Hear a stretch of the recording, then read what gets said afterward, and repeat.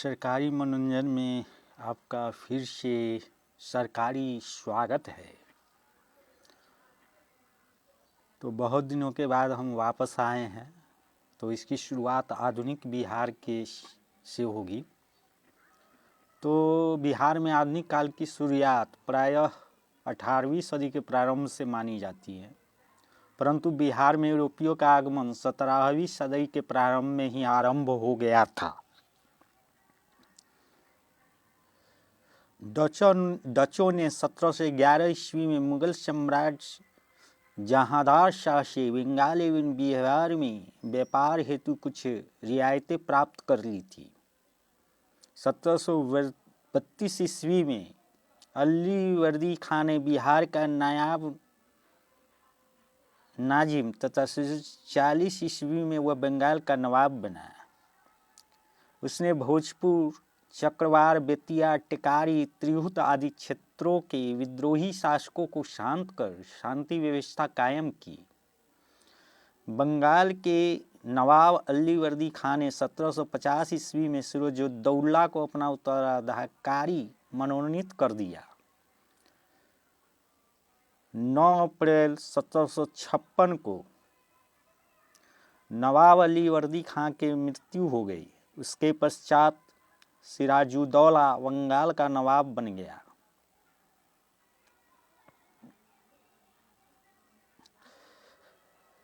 प्लासी की युद्ध 23 जून 1757 ईस्वी में हुई थी और यह नवाब सिराजुद्दौला और ईस्ट इंडिया कंपनी के बीच में हुआ था तथा इसमें अंग्रेजों की जीत हुई। अंग्रेजों ने मीर जाफर को बंगाल का नवाब बना दिया और उसके पुत्र मीरन को बिहार का उप नवाब बना दिया, परंतु बिहार की वास्तविक सत्ता राजा रामनारायण के हाथों में बनी रही। मुगल सम्राट अली गौहर अपने को बिहार, बंगाल एवं उड़ीसा का अधिपति मानने लगा था।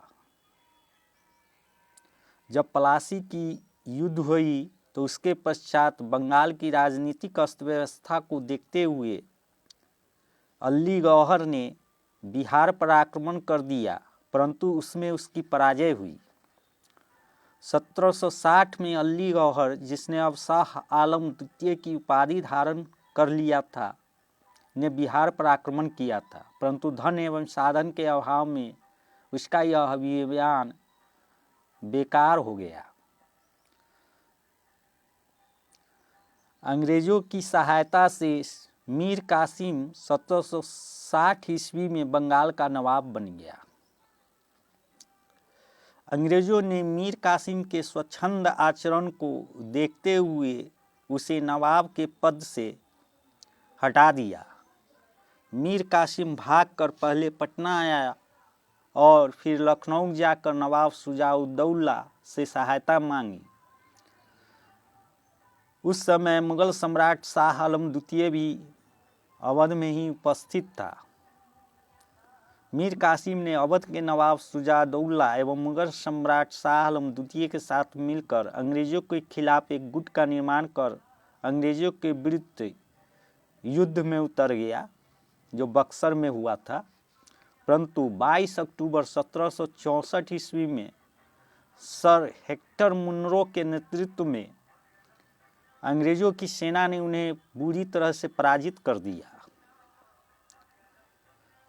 इस प्रकार बक्सर के युद्ध के पश्चात बिहार का प्रशासन मिर्जा मोहम्मद कासिम खां के द्वारा बिहार के डिप्टी गवर्नर धीरज नारायण, जो राजनारायण का भाई था, के सहयोग से चलाया जाने लगा।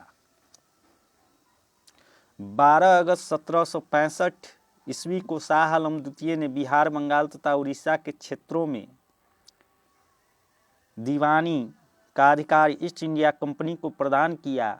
एक अलग संधि के माध्यम से कंपनी ने बिहार का प्रशासन चलाने के लिए उप प्रांतपति का पद बनाया। बिहार के कुछ महत्वपूर्ण उप प्रांतपतियों में राजा रामनारायण तथा सीताब राय का नाम बहुत ही प्रमुखता से आती है।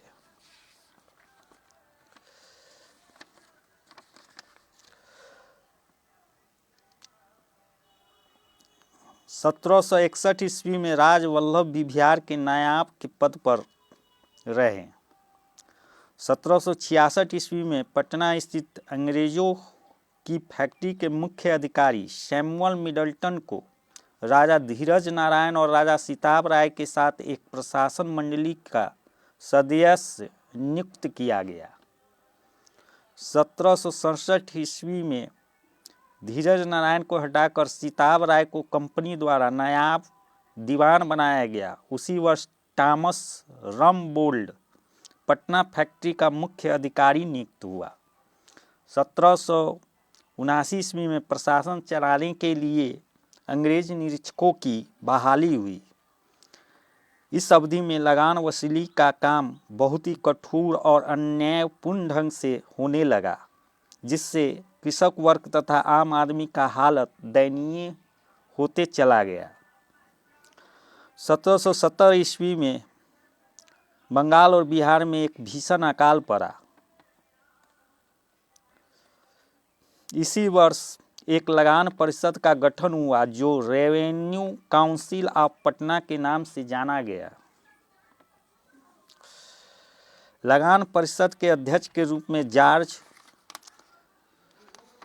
वेसीटाट 1770 से 1773 तक के बाद क्रमशः थॉमस लेन जो 1773 से 1775 तक, फिलिप मिलनर डैक्टिस 1775 से 1776 तक तथा इसाक सेज 1776 से 77 तक और इवान ला 1777 से 80 तक रहा, मतलब लगान परिषद के अध्यक्ष के रूप में ये लोग रहे। 1781 में लगान परिषद को समाप्त कर दिया गया और उस स्थान पर रेवेन्यू चीफ ऑफ बिहार का पद सृजित हुआ और विलियम मैक्सवेल को उस पद पर नियुक्त किया गया। 28 अगस्त 1971 के पत्र द्वारा कोर्ट ऑफ डायरेक्टर्स ने द्वैध शासन को समाप्त करने की घोषणा की, जिसके द्वारा वारेन हेस्टिंग्स को पहला गवर्नर नियुक्त किया गया था। 3 अप्रैल 1772 को वारेन हेस्टिंग्स ने बंगाल के गवर्नर पद को संभाल लिया। 1783 ईस्वी में बिहार में पुनः अकाल पड़ा। जॉन शोर को इसके कारण एवं प्रकृति की जांच हेतु नियुक्त किया गया। जॉन शोर के एक अन्नागार के निर्माण के सुझाव पर 1784 ईस्वी में पटना में गोल घर का निर्माण किया गया। 1790 ईस्वी तक अंग्रेजों ने फौजदारी शासन को भी अपने नियंत्रण में ले लिया था और पटना के पहले मजिस्ट्रेट के रूप में चार्ल्स फ्रांसिस ग्रांड नियुक्त किए गए।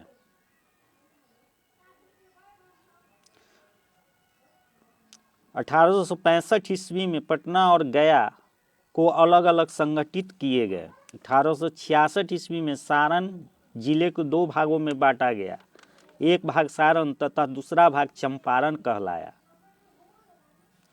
1875 ईस्वी में त्रिहुत को मुजफ्फरपुर और दरभंगा की 2 इकाइयों में विभाजित कर दिया गया।